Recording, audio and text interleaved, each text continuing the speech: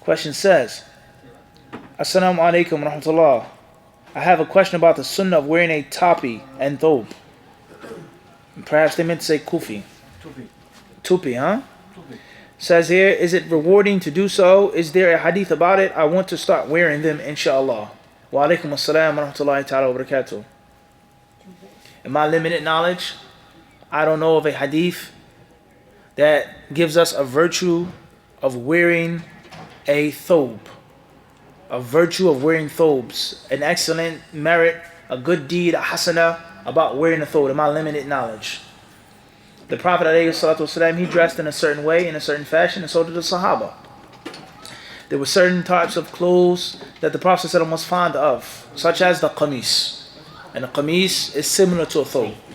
Not necessarily as long as a thawb, nor is it necessarily a shalwar qamis that our brothers and sisters from India, from Pakistan, from Afghanistan, from Bangladesh may wear. It's in between that.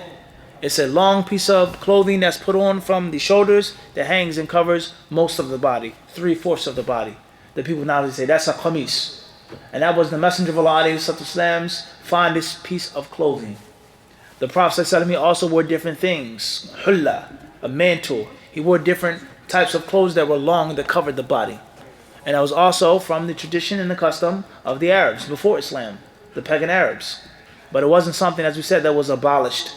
It wasn't something that was looked down upon after the Prophet ﷺ received revelation. The people of the Arabian Peninsula, Hijaz, they wore izar. They wore the waist cloth, waist sheet. They wore rida. It wasn't something that was abolished when the Messenger of Allah ﷺ got the detailed information of the wahy. So therefore, in general, if you wear a thawb with the intention of being like the Prophet ﷺ and imitating him and trying to look like him as much as you can, then perhaps you get a reward for that. Perhaps, in general. But if you just wear a thawb without that specific niyyah, there's no reward in it. A thawb is a piece of clothing. And there is no hadith that I know of that states that there's a virtue and an excellence and a superiority in wearing a specific article of clothing. Now, colors, different story. There's hadiths about wearing white. The length of the garment, it's a different story. We have those things. And the same applies to turbans. Wearing a turban is not the sunnah of the Prophet ﷺ. It's something that he did was from his custom, the Arab custom. And until we have an authentic hadith sahih, authentic, that proves that salah is better when wearing a turban is more virtuous, until we have that, we say it's adah, it's tradition and it's custom.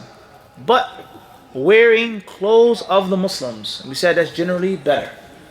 Identifying yourself as a Muslim, no doubt about that, that's best.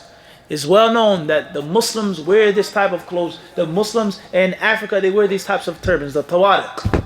In Sudan, it's well known. This is how the Muslims in Afghanistan, this is how they dress. And this is how the Hindus dress, the Buddhists dress, the Sikhs dress in India. If that's your intention, then inshallah that's khair. But a specific hadith about it, something I don't know about. My advice to you is that if you want to wear a thawb or a qamis or a kufi, if you want to identify yourself as a Muslim, you should do it and don't let anyone hold you back and stop you. Do not allow your parents to stop you. Do not allow an Islamic speaker or personality to say it's not the sunnah to dress like this. The sunnah is to wear pants and a shirt. That's the sunnah of the people of America.